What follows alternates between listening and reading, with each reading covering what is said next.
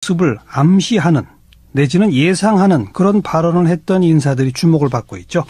자, 1년 6개월 전이니까 2015년 4월입니다. 박근혜 대통령을 심리학적으로 분석한 결과를 내놓은 분이 있는데 그때 이렇게 말했습니다. 박근혜 대통령은 심리적으로 의존 상대가 필요하다. 한마디로 대통령을 하기 싫은데 배역을 맡아서 억지로 하고 있는 상황이다. 이런 내용이었습니다. 이 분석 내놓으신 분 김태형 소장을 초대했습니다. 2015년 4월에 이런 분석을 뭘 근거로 내놓으셨어요? 박근혜 대통령의 어린 시절에 대한 자료는 사실 풍부하지 않습니다. 왜냐하면 이제 유경수 여사에 대한 자료가 일단 부족하기 때문에 거기에 대해서는 잘 모르겠지만 추측한데 그게 좋지는 않았을 것 같습니다. 왜냐하면 일단 부부싸움은 굉장히 많이 한 거로 제가 확인했거든요. 네, 이 박정희 대통령과 네. 유경수 여사 사이에 부부싸움이 잦았습니다. 특히 여자 문제로. 이런 경우에 이제 그 자녀들의 심리 상태가 건강하지 않고 불안한 경우가 많지 않습니까? 네. 그래서 이제 아주 건강하지는 않았을 것이라 하고 예측을 했을 때 이제 전제를 놓고 아니면 그게 괜찮다라고 보더라도 어떤 사건이 벌어지냐 하면 어머니가 돌아가시는 사건이 벌어지는데 그렇죠. 그 사건이 굉장히 예사롭지 않죠. 그게 이제 세상에 대한 두려움, 네. 그다음에 이제 인간에 대한 두려움 이런 거로 이제 확대가 됐을 것 같은데 예. 이제 이때 치료를 했어야 됩니다. 제가 생각할 때. 그 트라우마가 보통 트라우마가 아닐 테니까 네. 당연히 치료를 해줬어야 되는데 예. 인식이 부족한 측면도 있었겠지만 또 저는 박정희 대통령이 딸을 정신적인 측면에서 학대한 케이스라고 봐요. 뭐냐면 곧바로 영부인 역할을 그렇죠. 맡았죠. 퍼스트레이디 역할을 시켰다는 거죠. 그렇죠. 저는 그래서는 안 됐었다고 생각합니다. 아. 퍼스트레이디 역할을 공적으로 비우든 아니면 다른 사람을 시키든 하지 딸을 그 자리에 어머니를 잃자마자 지금 어린 딸을 그 자리에 내세운 것은 이 상처의 치유에 굉장히 좋지 않은 영향을 미쳤습니다. 치료받아야 되는데 오히려 학대했다. 그렇죠. 저는 심한 경우에 그렇게 봐야 된다는 거죠. 예. 그런 짓을 하면 안 됐었다. 사실은. 딸을 정말 사랑했다면.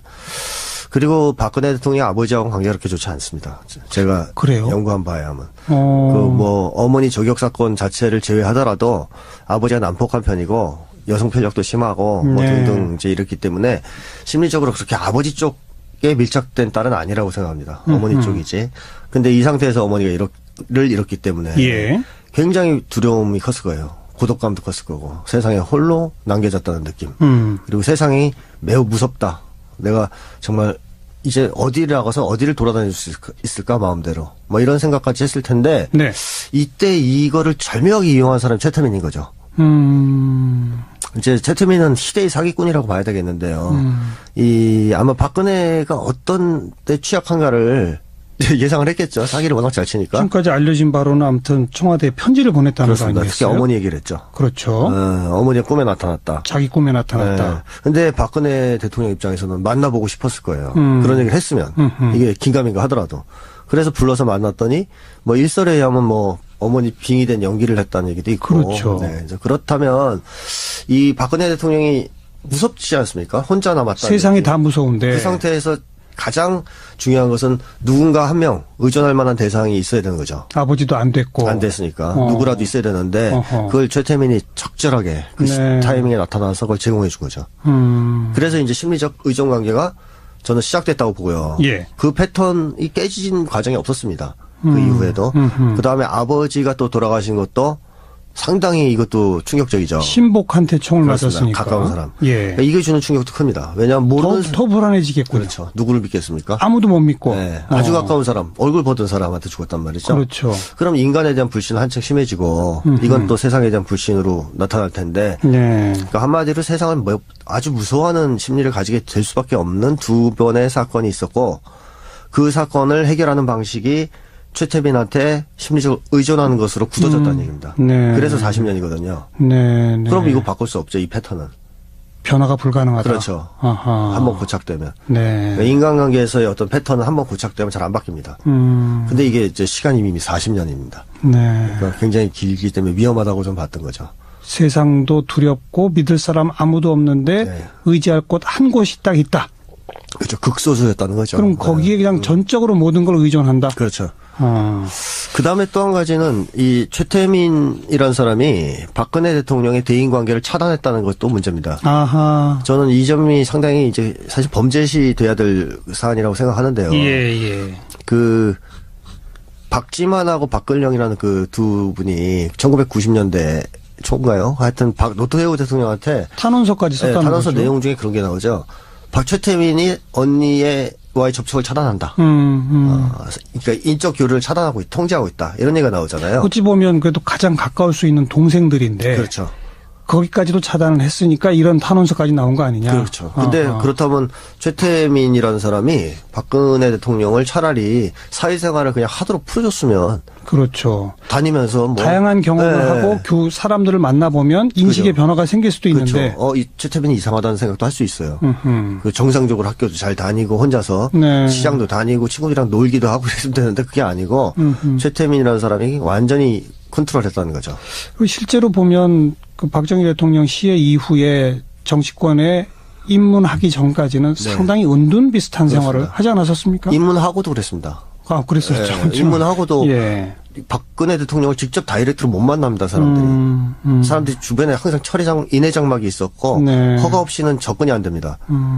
이거를요, 좀 심하게 얘기하면 좀 감금 아니냐. 사실상 최태민이 자기의 개인적 목적을 이용해서 교묘하게 사람을 오랫동안 이렇게 컨트롤하면서 한 거 아니냐. 네. 이런 생각도 들고. 그럼 여기에 무슨 종교적인 이런 것도 종교가 들어가면 훨씬 강력해집니다. 강력해진다? 예. 왜냐하면 무력감이나 불안감이 심한 사람이 강한 힘 앞에 취약하거든요.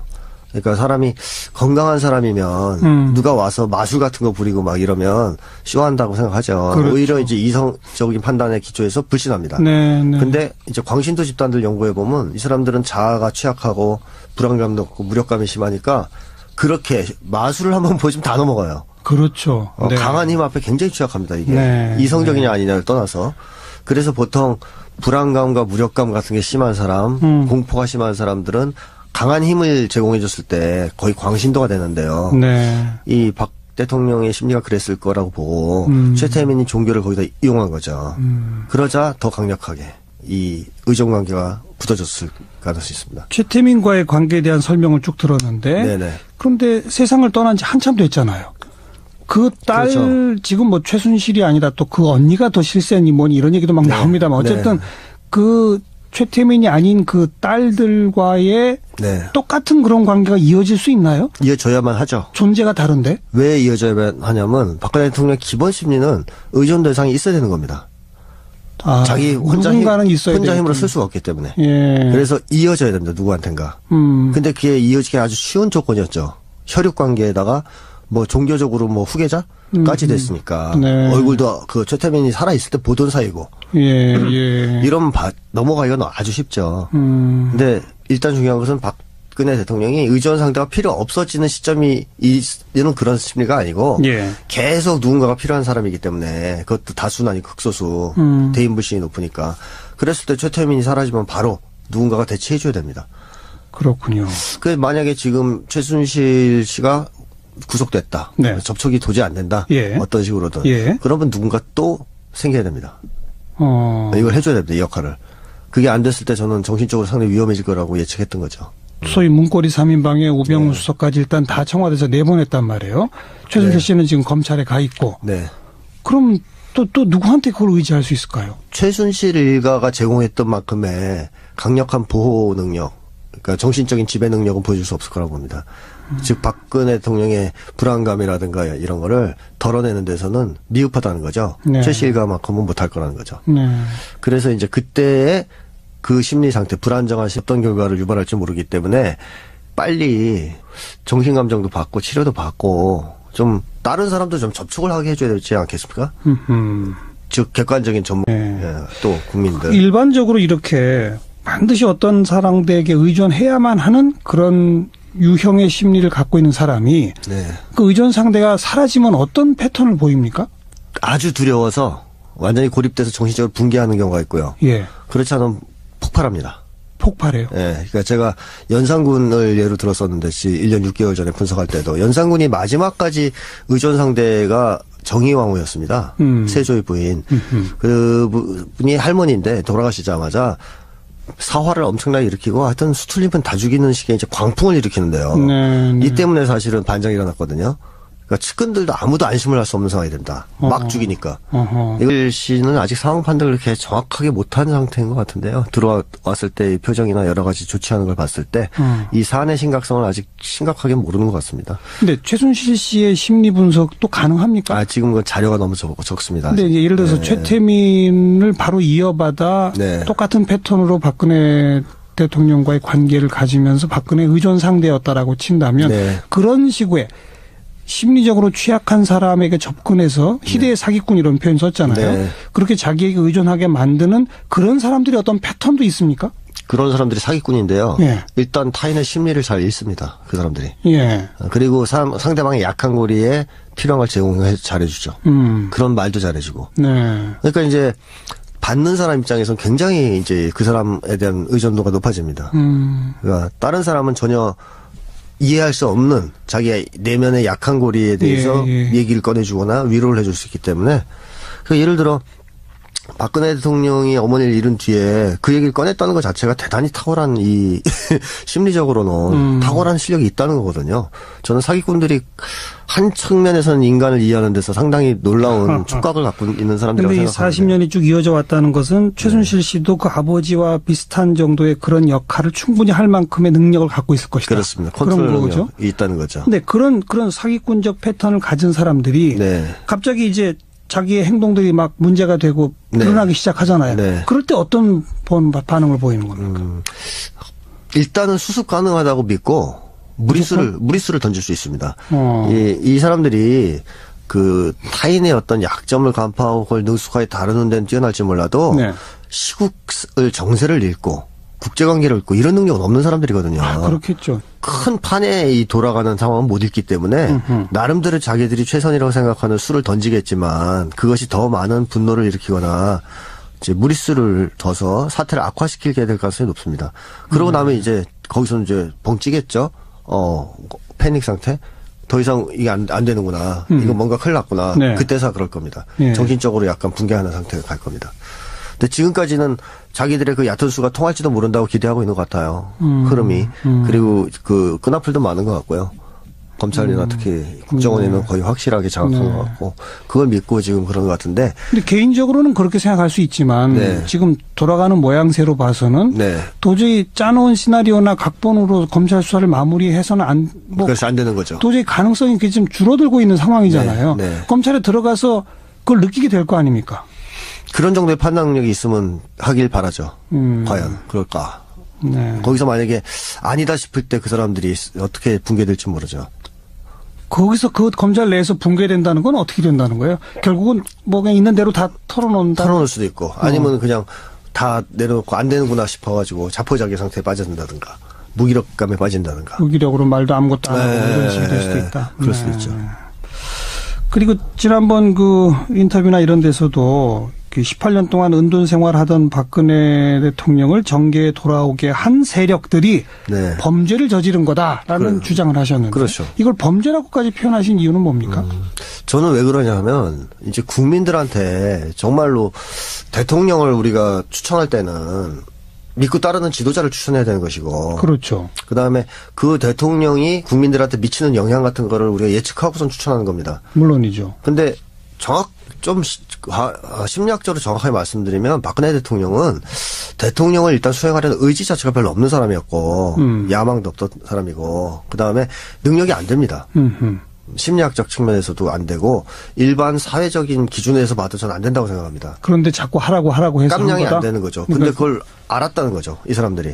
알았으면 국가를 위해서는 그런 짓을 하면 안 되는 건데 자기들의 사욕을 위해서 소위 이제 섭정 정치가 가능하다고 믿었을 테니까 시켰다는 건데 이거는 완전한 범죄 아니겠습니까? 이거는 국민을 상대로 한. 그 사람들은 박근혜 대통령이 이런 상황이라고 하는 거를 알고 당연하죠. 일부러 그걸 노리고 섭정으로 하려고 이용한 거다. 그렇습니다. 그렇게 보신다. 그래서 처음에는 아마 그 김기춘을 중심으로 한 이 수구 보수 세력과 최순실 일당이 아마 연합을 했을 겁니다.